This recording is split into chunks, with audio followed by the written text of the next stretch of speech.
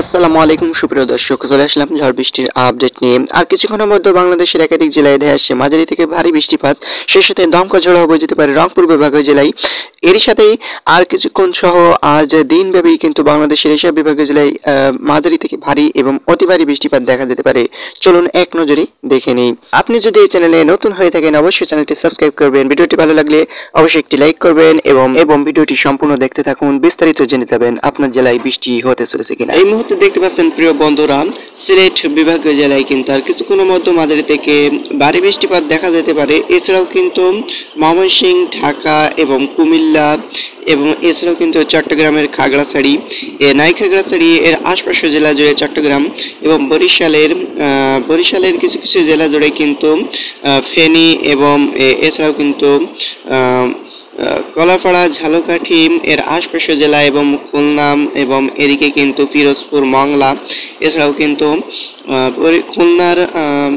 খুলনা এবং এদিকে কিন্তু ঢাকা এবং মেহেরপুর, চুয়াডাঙ্গা, রাজশাহী, এছাড়াও ময়মনসিংহ এবং এদিকে রাজশাহী, নবাবগঞ্জ এবং এদিকে বোদা, এছাড়াও কিন্তু তেঁতুলিয়া এবং পঞ্চগড়ের আশপাশের জেলা জুড়ে কিন্তু মাঝারি থেকে ভারী বৃষ্টিপাত দেখা যেতে পারে।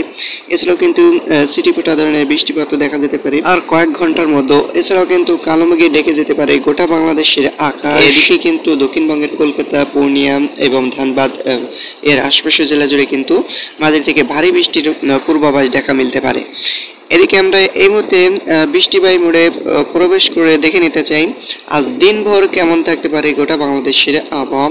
এদিকে দেখতে পাচ্ছেন হিউজ পরিমাণ বৃষ্টি বঙ্গোপসাগর থেকে উত্তোলন হওয়ার কারণে কিন্তু বাংলাদেশের সিলেট এবং চট্টগ্রাম, খুলনা, বরিশাল এবং ঢাকার আশপাশের জেলা জুড়ে মেহেরপুর এবং এছাড়াও কিন্তু রাজশাহী এবং ময়মনসিংহ এবং রংপুর বিভাগীয় জেলায় দফায় দফায় ছিটেফোঁটা বৃষ্টি দেখা যেতে পারে। এর সাথেই কিন্তু মাঝারি থেকে ভারী বৃষ্টিপাত দেখা যেতে পারে যেসব বিভাগীয় জেলায়, সেটা ইতিমধ্যে আপনাদেরকে জানিয়ে দিয়েছি। ধন্যবাদ এত সময় সাথে থাকার জন্য।